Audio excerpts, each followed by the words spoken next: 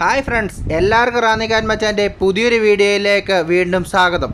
ഇന്നത്തെ വീഡിയോ എന്ന് പറയുന്നത് ലോകകപ്പ് T20 ട്രോഫിയുമായി ഇന്ത്യൻ ടീമംഗങ്ങൾ ഇന്ത്യയിലെത്തി. ഇന്ന് പുലർച്ചെ 6 മണിക്ക് ഡൽഹി അന്താരാഷ്ട്ര വിമാനത്താവളത്തിൽ എത്തിച്ചേർന്ന ക്രിക്കറ്റ് താരങ്ങൾക്ക് വലിയ സ്വീകരണമാണ് ആരാധകരുടെ ഭാഗത്തുനിന്ന് ലഭിച്ചത്.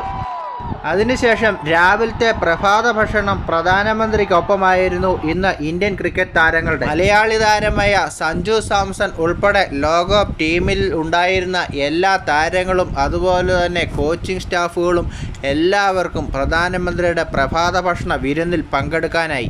1983 ഇന്ത്യ ലോകകപ്പ് നേടിയപ്പോൾ അന്നത്തെ പ്രധാനമന്ത്രിയായിരുന്ന ഇന്ദിരാഗാന്ധിയും ഇതുപോലെ താരങ്ങളെ ആദരിച്ചിരുന്നു.